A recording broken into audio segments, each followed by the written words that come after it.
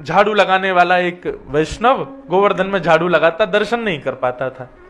दर्शनार्थी ऊपर से आते, उनसे पूछता था आज पगड़ी कैसी, आज माला कैसी, आज श्रृंगार कैसा, और जैसा वो बताते नीचे रज में ठाकुर जी का वैसा मुखमंडल बनाता, वैसी पाग बनाता और वैसा ही माला आदि धरा के, और फिर रज में बनाई गई अपनी कलाकृति को श्री जी बाबा समझ के प्रणाम करता। बोले जय हो, आज ऐसे दिख रहे हो। एक दिन ठाकुर जी के हृदय में उससे मिलन की कामना उत्पन्न हुई, और जैसे उससे मिलन की कामना उत्पन्न हुई तो राजभोग के बाद जब सब दर्शन करके चले गए, पूरा गोवर्धन खाली हो गया, सब लोग जाकर शयन चले गए। 1-2 बजे सब सो जाते हैं दोपहर में।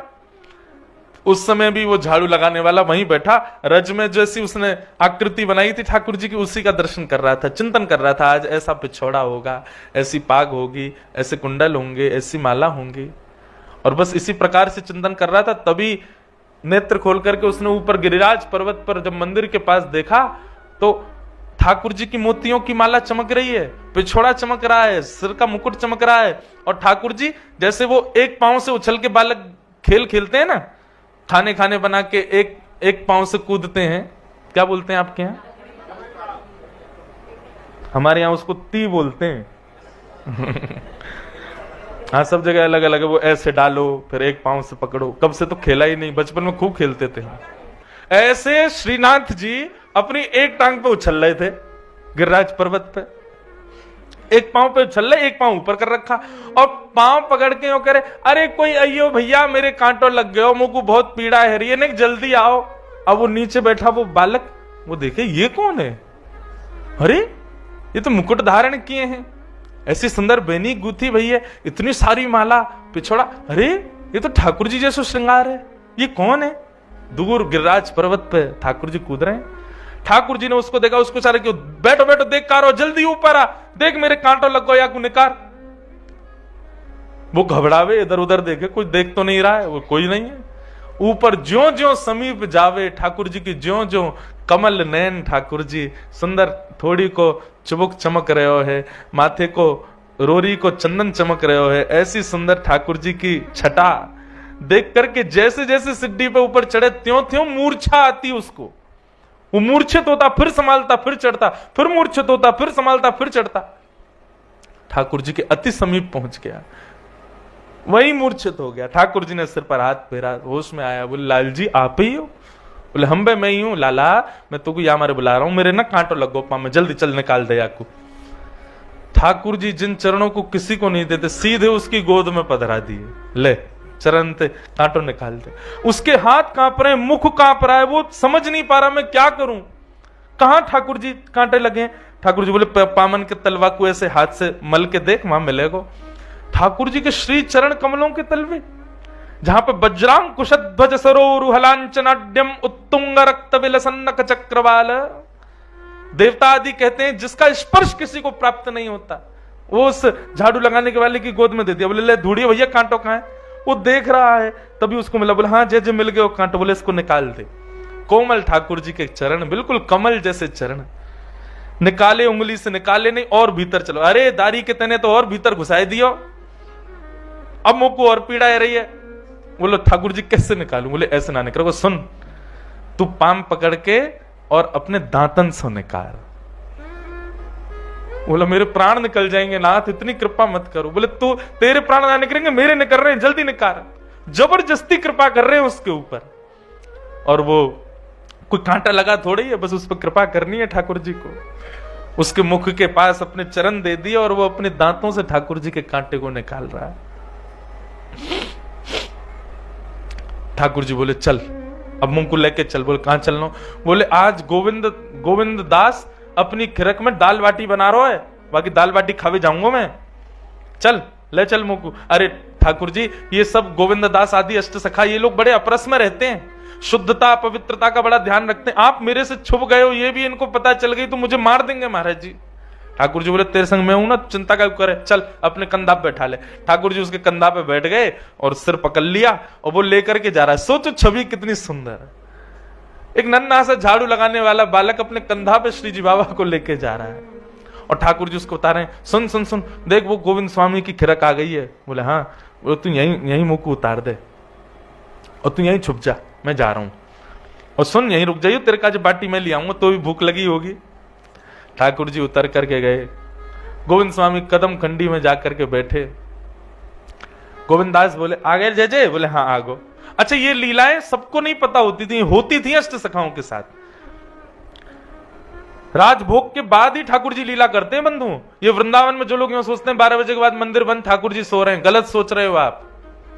ये 12 बजे जो मंदिर बंद हुए और 4 बजे, यही तो लीला का समय है। ठाकुर जी इसी समय कृपा करने जाते हैं किसी पे। ये सोते थोड़ी है ठाकुर जी, गौचारण का समय, लीला का समय ठाकुर जी का। ठाकुर जी पहुंच गए। गोविंदास जल्दी भूख लगी है, मुझको जल्दी खवा, बाटी खवा। और गोविंदास बाटी सेक करके चिंता से उठा के ठाकुर जी के आगे पत्तल में धरे। सो ठाकुर जी न खावे, न खा के सोई बाकू जेब में भर ले अपनी। बाकी काजे लेके जानिए, खड़ो बेचारो लेके आयो मुकू। जहां 5, 6, 7 सामान्य बाटी खाने वाले लोग होते हैं, ठाकुर जी कम 15-20 तो खाते हैं। 56 भोग देखा ठाकुर जी, हमारे ने 100 लाला, इतनो बड़ो, इतनो सवा को पेट, और 56 भोग देखो कल कितनो, पूरी नाप भर गई महाराज। ठाकुर जी को पेट नहीं है, कुआ है, कितनों खवाए तो भरे ना है, खूब प्रेम से मामे। तो गोविंद दास ने पहले इतना आटा लगाया था कि उनको पता था कि लाल जी 20-25 बाटी तो खाएंगे, और वो भी तब जब राजभोग पाके आए हैं। राजभोग आरती हो गई है, पावे में तो बड़े निपुण है हमारे लाल जी। ठाकुर जी बोले अब गोविंदास पेट भर गो हमारा, तो अब हम जा रहे हैं मंदिर, अब जाके नेक देर सोमेंगे, फिर 4 बजे उत्थापन आरती होएगी। गोविंदास बोले जय जय, बड़ी कृपा। जैसे ही ठाकुर जी खड़े भये, तो ठाकुर जी की पीतांबरी इतनी फूल गई, बाटी बल रही जेब में। गोविंदास बोले जे का है रो? ठाकुर जी ने रुकियो। बोले कहा ये इतनी पीतांबरी ऐसी तुम्हारी कैसे फूल गई है? ये तो तब फूले जब आप नाचो, जो गोल गोल घूमो तो ऐसी पीतांबरी फूल जाए आपकी, ये इतनी कैसे फूल गई? कहा भर रखो भीतर? ठाकुर जी बगे कछु ना कछु ना कछु नहीं। गोविंदास ने पकड़ ली, देखे तो भीतर थे महाराज गोजा में बाटी भर रखी है। ये जेब को ब्रज भाषा में कहें गोजा, गोजा में बाटी भर रखी है। गोविंदास बोले बाटी जेब में काहे धर रखी है? कौन के काजे ले जा रहे हो? ना कोई को नहीं। ठाकुर जी ने एक बार ऐसे देखी उसकी तरफ जो पेड़ के पीछे छुपा था। गोविंदास बोले कौन को देख रहे हो? दौड़ करके गोविंदास गए तो वो झाड़ू लगाने वाला बालक मिल गया। ठाकुर जी सही सही बताओ पूरी बात कहा है? तो उस बालक ने कहा गोविंदास जी मुझे क्षमा कर दो, मुझसे बहुत बड़ा अपराध हो गया, आज ठाकुर जी मेरे कंधा पे बैठ के आए हैं।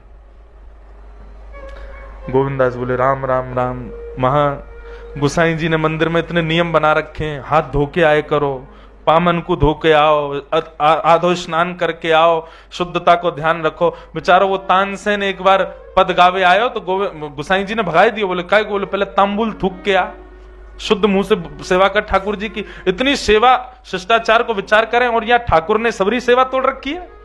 झाड़ू लगावे वाले इनके कंधा पे बैठ बैठ के डोल रहा है। ये सबरे नियम हमारे काज है नहावे धोवे के, तुम्हारे काज कछु ना है। ठाकुर जी बोले अब ठीक है गोविंदास गुस्सा कर रहे हो, कोई बात ना, छोड़ दे याको। बोले याको कोई अपराध थोड़ी है, बेचारो ये तो ऊपर ही ना जावे कभी गिरिराज पर्वत पे, तुम नहीं बुलाए होगो जरूर। बोला हाँ इन नहीं बुलाए हो। ठाकुर जी बोले बजमारे तू और बता दे सबरी बातन ने, अरे तो पे कृपा करिए, तू और मेरी शिकायत कर रहा है। गोविंदास बोले ऐसे काम नहीं चलोगे। ठाकुर जी बोले बता कहा करूं? गोविंद कुंड में स्नान करो, स्नान करके ऊपर जाओगे। ये बड़े 3-3 बार नवा के हमको बड़ी अपरसता को बात बता, मैं ठाकुर जी के सामने शुद्धता से जाओ, पवित्र, अब खुद अपवित्र हो ना के जाओ। ठाकुर जी बोले देख भैया सर्दी को समय, कैसी ठंडे कोहरा पड़ रहे हैं, सूर्य के दर्शन ना भाई 4 दिन आते, तू मुझको कुंड में नवावे को ऐसा मत करे। चल मैं एक काम करूं, मैं आचमन कर लूं। अपवित्र पवित्रो वा सर्वावस्थांगतो पिवा यह स्मरित पुंडरीकाक्षम सबाई अभ्यंतर शुचि। ऐसे जल छिड़काव करके व्यक्ति पवित्र माना जाता है। ठाकुर जी गए गोविंद कुंड पे जाके जल लेके अपने नाम से अपने आप को पवित्र कर रहे हैं। यह स्मरित पुंडरीकाक्ष सबाई अभ्यंतर शुचि। इतने में गोविंद दास पीछे से गए, धक्का दे दियो ठाकुर जी को, गिर दिए गोविंद कुंड में। ठाकुर जी महाराज गोविंद कुंड में डूब रहे हैं, तैर रहे हैं। बोले हे गोविंदास तो देख लूंगा मैं आज। गोविंदास की बात मान के ठाकुर जी बेचारे गोविंद कुंड में नहा लिए, दौड़ करके मंदिर में गए। जैसे ही उत्थापन आरती भई सो देखी ठाकुर जी के सर्वांगीण अंग से जल चुचा रहा है। गुसाई जी बोले जय जय, इतनी सर्दी आपको पता है श्रीनाथ जी साल में 3 या 4 बार स्नान करते हैं बस, तो बाकी के दिन गीलो कपड़ा करके पहुंच दिए जाए बेचारे। नन्हे 100 बालक है, रोज रोज नहावेगो तो बीमार पड़ जाए वो, इसलिए रोज रोज केवल पहुंचा जाता है। बाकी जन्माष्टमी, स्नान पूर्णिमा आदि 2-4 साल में दिन है, उनमें स्नान करते हैं। गोविंदास जी तो बड़े अंगीठी रखी, कंबल उड़ायो। गुसाई जी ने, गोविंदास जी आए, गुसाई जी बोले, हे गोविंदा, तेने ठाकुर जी को धक्का दे दियो गोविंद कुंड में? अच्छा, तो पहले आके बता दे, इनने मैंने कहा कियो है, अब मैं बता दूंगा आप कहा कर रहे। ठाकुर जी सारो कहने, नहीं नहीं नहीं, तू मत बता बे, मेरी शिकायत मत करे भैया गोविंदा, तू मेरो प्रिय ना है, मेरी शिकायत मत करे। गोविंदास जी बता दी, बोले गुसाई जी ये झाड़ू लगावे वालों बालक है, वह कंधा पे बैठ के घूम रहे, इनने शुद्धता पवित्रता का विचार नहीं किया, इसलिए मैंने गोविंद कुंड में धक्का दिया। तब गुसाई जी लाल जी की इस लीला को सुनकर के बड़े प्रसन्न हो गए, बोले जय हो जय जय, आप बड़े कृपालु हो, कौन कौन पे कैसी कैसी कृपा करवे जामे, आपके या भाव को हम बार बार प्रणाम करें।